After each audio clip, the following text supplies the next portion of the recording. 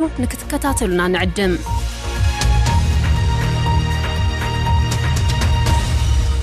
كون سجنتا بي بي سي أفان أوروموتي نولين ترا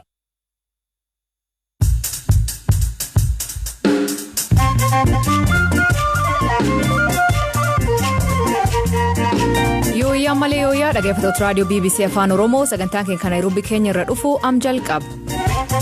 Itoophiyaa irraa keessatti Itoophiyaa waancaa Afrikaa bara 2021 dabran taphataa kwaasii jedhamutu lakkoofse jechuudha galchii tokkitti Itoophiyaatiif taphataan sarara duraa garee biyyaalessa Itoophiyaa Geetanee Kabbadee lakkoofseeti kan jiru. Lolwaloo deemaa ture namni 40 aana tokkirra buqqa'uu himan.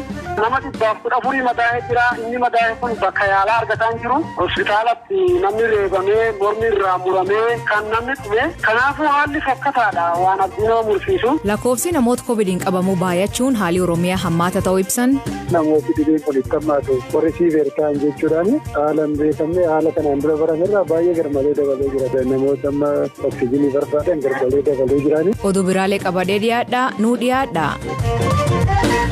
Dhaggeeffattootni oduutiin jalqabaa namoota sadeen ajjechaa artist Hacaaluu Hundeessan himataman keessaa namni Abdii Alamaayyoo jedhamu waabii qarshii 10 akka dhiifamuu fi dhimmisaa kala ordofuu mani murtii murteesse.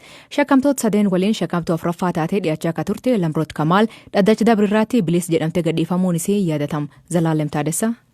Manni murtii olaanaa federaalaa Ramaddii Lidataa dhaddacha har'a ooleen galmee himata namoota ajjecha artist Hacaaluu Hundeessaatiin himataman ilaalee jira. Manni murtichaa dhaddacha guraandhala 25 bara 2021 ooleen himatamaa sadaffaa kan ta'e Abdii Alamaayyoo ajjecha artist Hacaaluu Hundeessaa irratti hirmaachuusaa kan agarsiisu ragaan gama baalangaatiin dhiyaatee hin jiru jedhee ture. Sababa kanaaf bu'uura seeraa yakkaa bara 1996 bahee keewwata 443 muraa tokko aatiin akka ofirraa ittisu murtii kennee ture. Gama biraan manni murtichaa dhaddacha guraandhala 25 bara 2021 ooleen himatamaa tokkoffaa Xilawuyyaamii ajjecha artist Hacaaluu Hundeessaa raawwachuusaa ragaaleen namootaa fi sanada abbaan alangaa dhiyeessee kan agarsiisan ta'uu himee ture. Haaluma kanaan Xilawuyyaamii dhimmisaa labsii yakka shororkeessummaa ittisuu fi to'achuuf bahee 1176 jalatti akka ilaalamuu fi akka ofirraa ittisu murtii kenneera. Akkasumas manni murtichaa himatamaa lammaffaa Kabbadaa Gammachuu akka ofirraa ittisuuf murtii kennee ture. Haaluma kanaan himatamtootni sadeen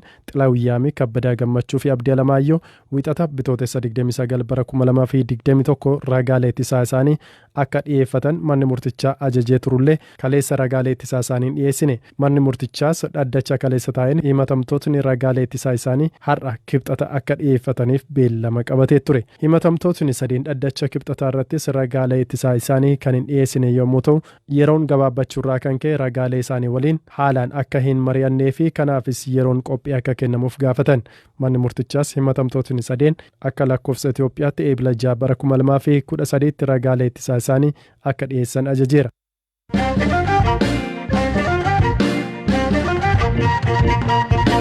Gareen biyyaalessa kubbaa miilaa Itoophiyaa waancaa Afrikaaf bara 2021 dabran. Gareen kun tapha Ivory Coast waliin taasiseen 3-1 mo'ame. Haal tapha kanaa Waayilikii Zalaalem Taadessaa isaniif hima. Zalaalem taphii irraa kam ture? Ayyee galatoomii asili gareen kubbaa miilaa biyyaalessa Itoophiyaa har'a Ivory Coastitti tapha gaggeessanii 3-1 mo'amaniiti kan isaan jirani. Galchii jalqabaa taphata Wolves kan ta'e Willy Booliiti kan lakkoofses taphataa sarara ittisaati. Ka galchii lammaffaa immoo rukuttaa peenaaliitiidhaan taphataa cimaan AC Milan Frankeesiiti kan lakkoofsisee taphataa kana kilaboota Awurooppaa hedduutu iyyuu barbaada. Ka sadaffaa immoo ittisni Itoophiyaa galchii kana oolchuullee ni danda'u ture. Akkasuma taphataa kwaasii jedhamutu lakkoofse jechuudha. Galchii tokkitti Itoophiyaatiif taphataan sarara duraa garee biyyaalessa Itoophiyaa Geetanee Kabbadee lakkoofseeti kan jiru. Ivory Coast qabxii 13 kallattii yoo darbitu taphoota 5 keessaa 3 mo'achuun tokko qixa baatee tokko immoo mo'amteetti. Itoophiyaan taphoota 5 keessaa 3 mo'achuun 2 mo'amtee qabxii 9tiin gara marsaatti aanutti waancaa kanaaf darbitee jirti. Madagaskar qabxii 8 ramaddii kana keessaa sadaffaan xumurte osoo milkaa'in haftee jirti. Tapha har'aa Niger waliin gaggeessite 1-1 xumuruun ishee carraa guddaa garee biyyaalessa Itoophiyaatiif baneera jechuudha. Waancaa Afrikaa kanaaf biyyoota 24tu hirmaataa 19 dursanii darbuu isaanii baranii jiru. Har'a Itoophiyaan isaanitti makamtee jirti jechuudha. Tapha biraatiin Mooritaaniyaan 1-0 Seentiraal Afrikaa har'a mo'attee jirti.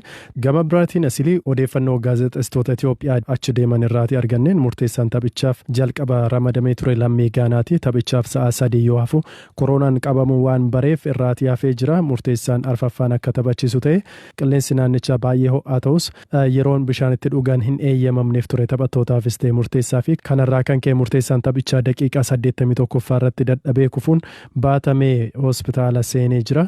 Sana booda murteessaan intarnaashinaala biichaa tokko akka daqiiqaa hafte 9 taphachiisuutiif murtaa'ee jira jechuudha.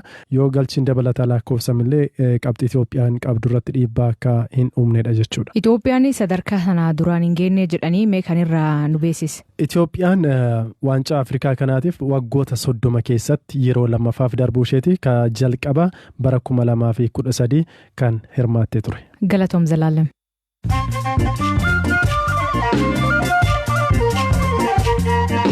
Dhaggeeffattootni amma oduu gaggabaaboo addunyaa isaanii dhiyeessaa. Jalqabaan ajajaa waraana bilisummaa Oromoo zoonii lixaa Kumsa Dirribaa kamarroon beekamu erga du'ee jedhamee himame yeroo dheeraan booda kalee galgal TV gubbaa mul'ate. Marroon miidiyaa Aljazeeraa irraa mul'annaan namni hedduun lubbuun jiraachuu isaa gammadanii kanneen ammallee sobaa jedhan jiran. Viidiyoon kun yooma akka waraabame sagantichi wanti himin jiru. Sabab kanaaf marsaalee gubbaatti falmiin kaate. Bulchoota addunyaa weerar fuulduraan dhuf danda'uutti akka qophaan waliigalteen akka jiraachuu qabdu dubbatan. Ministeerri muummee UK Boris Johnson, Pireezidantiin France Emmanuel Macron fi Chaansilaan Jarmanii dhukkubii kun waraana addunyaa irra hamaa ta'uu dubbatan. Wanti dhukkubii kun agarsiis agnami cufti fayyaa ta'uutti namni tokkolleen miidhaa miliquu hin danda'u jedhe kun. Pireezidantiin Masrii Abdul Fattah Al-Siisiin sababa hidha Abbayyaa Itoophiyaaf bisaan biyya isaanii dhufan xiqqaannan rakkoo guddaatti naannichaatti uumamuu akeekachiisan. Namni bisaan Marsii irra fudhate tasgabbii naannicha keessatti jiraachuu hin dandeettu jedhe. Dabalataan nam doorsisaaf hin jenne mariin teenta sabab qabdu jedhe.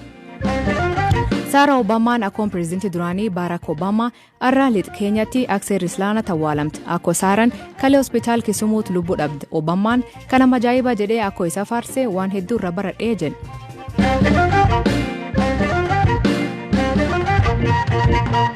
Marsaan sadaffaa kooronaavaayirasii addunyaa guutuu miidhaa jira. Biyyooti lixaa taarka guddaan talaallii argatteelleen ambii isaanii cufaa jirti. Itoophiyaan gamkaaniin weeraree kooronaavaayirasii ka duraan hin beekamne garmalee dabalaa jiraachuu yaaddaa'u isaa ministeerri fayyaa beeksisee ture. Oromiyaan akkuma kana namni hedduun dhukkubichaan qabamee amyaala argachuun rakkisa ta'uu himan. Haalli naannichi jiru maal fakkaataa jedhee itti aanaa itti gaafatamaa biiroo fayyaa Oromiyaa obbo Derejee Abdaannaa gaafadhe. Haalli Oromiyaa keessa jiru amma dhiyoota darbanirraa kan ji'a kana yoo ilaalle torbanii guyyaa guyyaan keessiin dabalaa jira. Yoo namoota qorataman keessaa gara namoota persentaa on average gara persentaa 20 olii yeroo tokko hanga 40tti poozitiif kan ta'u jira jechuudha. Namooti immoo fakkeenyaaf qabaman keessaa immoo namooti dhibeen kun itti hammaatu risiiver ta'an jechuudhaan haalaan beekamne haala kanaan dura baramerraa baay'ee garmalee dabalee jira. Fakkeenya kan Oromiyaa guyyoota lama darbanii kana 100 ga'ee jira jechuudha. Duraan nama 4 nama 5 caalaan turre fiiveriin namoota amma oksijiinii barbaadan garmalee dabalee jirani. Ammaatti namni qoratama gamii kan keessa namni vaayirasichaan qabama game.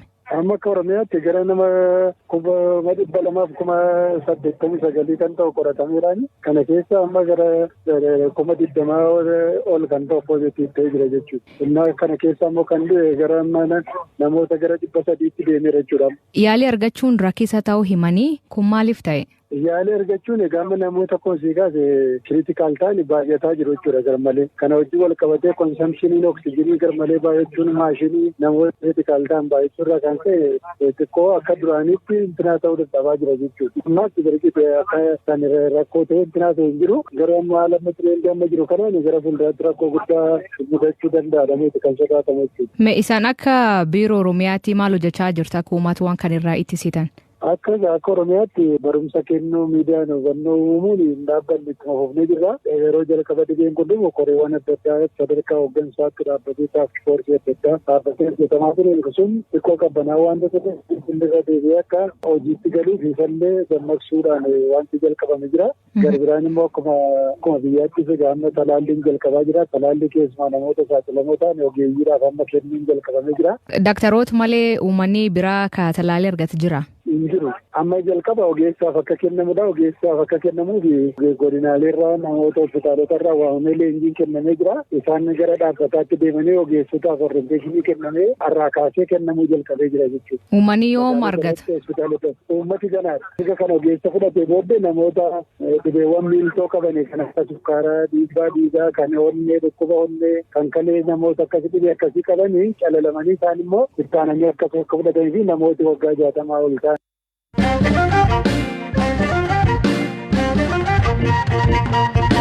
Godina Addis Ablammii Oromoo aanaa Jilee Dhummuugaa qofirraa namoonni 40,000 qe'ee isaanii irra buqqa'an jedhee bulchaa naannichaa obbo Jamal Hassan BBC'tti hime. Lolaa torbee tokkoon dura naannoo Amaaraa godina Shawaa Kaabaa fi godina Addis Ablammii Oromoo muddateen namoonni hedduun lubbuu dhabanii hedduu qe'ee isaanii irra buqqa'e. Maatii olaanaa obbo Jamal Hassan dubbise. Haalli fooyyeen Gubbaasni rafaasaa dhaabbatee jira. Qophii biraatti godhamaa jira. Qophii waraanaati. Waraanni naannoo keenya marsee magaalaa adda addatti du'aati kan jiru. Waraanni liyyuu haayilii. Aanaa keenya keessayis bakka hin bahin qaba. Gandarbaayyuu keessayis bakki hanga Maareentiin kan hin jira. Buqqa'ee rakkoo gabaa keessa kan jirru. Gara nama 40,000 buqqa'ee jira. Akka aanaa keessaniitti? Akka aanaa keenyaa qofatti. Gara nama 414 madaa'ee jira. Inni madaa'e kun bakka yaalaa argataa hin jiru. Hospitaalatti namni reebamee mormi irraa muramee kan namni dhume. Kanaafuu haalli fokkataadha waan abdii nama mursiisu. Namatti iyyatanii hin qabnu olii waaqatti iyyataa jira. Uummanni buqqa'ee gargaarsa argachaa jira maal keessa jiru? Hundi namni gargaarsa fideefis hin jiru. Qotee bulaan ofuma isaatiif waan qabu galgalarra deemee biddeena nyaata waan qabu walitti guuree wanni godhaa jira. Kuni gaanni mootummaa naannoodha. Mootummaa isa bulchuu qabu mootummaa isa kun iyyaafii jira. Mootummaan isaa inni iyyuuf gargaarsi guyyaan isheenaa jira. Qayyinasqalirraa qabeeti. Uummanni inni kun abbaa waan hin qabneef namni gargaarsaaf kennuuf hin jiru. Namni akkamsiisu hin jiru. Namni eessa kuftan jee isa gaafatu hin jiru. Yaaddoo akkamiitu jira amma dhukaasni yoo dhaabbates yaaddoon jira amma maaltu jira? Yaaddoo jabaa keessa jira. Ammaas hololli nurratti hin dhaabbanne. Ammaas nurratti hololli deematti kan jiru miidiyaa isaaniitiin. Isin cabsinee isin bulchinaa yoo cabuu diddan isin balleessinaa dhaggennoon jiru. Isa kana lola qotee bulaan ammaas akkuma farrajametti jira. Abaa'oo shanee dhagame hamma kaleessa galgalaan miidiyaan isaanii kana kan irratti lallabaa jiru. Guyyaan tokko dhufee qotee bulaan kun maal ta'ee uummanni kun maal ta'ee rakkoon kun maal jedhu gaafatee hin beeku. Guyyaa tokko nutti bilbilee hin beeku. Kan biraa buufanni baaburaa aanaa keessan keessatti buufanni sanbatee saamameeraa akka jedhu jira waan sun waan quba qabdan maaltu jira? Kaleessa achiin oolee warra hidhattoota sameeshaarraa dhufaniin kan saamame isteeshinii sanbateeti kan jedhamu. Isa sanbatee jiru sanfaa qalama dibanii daawaa fi sanbatee wanni jedhamu hin jiru jechuu ergaa isaa nu galle wanta keessa jiru hundaa'u saamicha irratti raawwatanii isa saamameen deemne immoo gajaraadhaan kukkutanii ciranii biraa deemanii to'annoo isaanii jala oolchanii amma guyyaa dhumaa qotee bulaan loleerraa kaasu isaantu achi ture. Investimentii naannoo san jiru guutuu gubanii saamanii isteeshinii baaburaa saamanii bakka taappeellaa magaalaa sanbatee jiru hunda qalama dibanii barbadeessanii biraa deeman. Haala achi jiruu fi haala uummanni Itoophiyaatti sin beeku akkamitti ilaaltu sin? Haalli nuyi keessa jirru haala ammaataa keessa kan jirru nuyi nama weerarame, nuyi nama buqqa'e, nuyi nama dhume, nuyi nama madaa'e, amantiidhaan sabummaadhaan ijoolli kan irratti barame, uummanni biyyattii weeraraa godheeti kan nu hubataa jiru, uummanni biyyattii nama miidhe godheeti kan nu hubataa jiru, uummanni biyyattii nama buqqa'e hin qaban jeeti kan nu hubataa jiru, halkan iddoo makaatiin Oromoo gubataati kan bule, kanaaf haala rakkisaa jira. Bulchaan godin Shawaa Kaabaa obbo Teedesse Gibre Tsaadiq godin isaanii irraa namooti 47 qe'ee isaanii irra buqqa'uun manneen barnoota magaalota garaagaraatti faca'anii jiranii jedhu.